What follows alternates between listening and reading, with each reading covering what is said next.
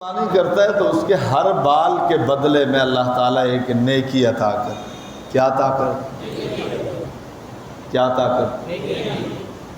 آج کل مادیت کا دور ہے، نیکی کہیں تو شاید بات سمجھ میں نہ آئے. ایک ایک کے بال کے بدلے میں نیکی عطا کرتے ہیں. یہ جو دنیا میں کرنسی ہے، پیسہ ہے، کرنسی دو، پیسہ دو تو چیز ملتی.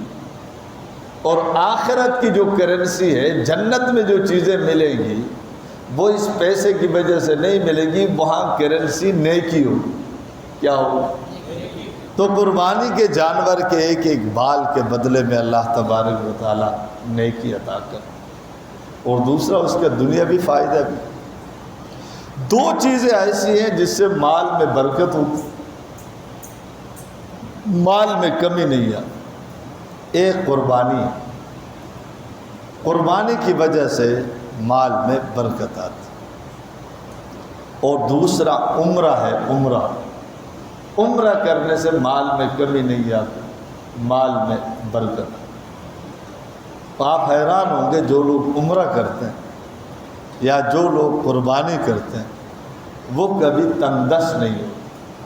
اس لیے قربانی کا عمل دنیاوی اور اخروی لحاظ سے بڑا اہم. ضرور قربانی کرے. کوئی آدمی اگر جانور نہیں لے سکتا تو کوئی بات نہیں، پورا جانور نہیں لے سکتا. آج کل تو یہ کام بڑا آسان ہو گیا، اجتماعی قربانی میں آدمی حصہ ڈالے.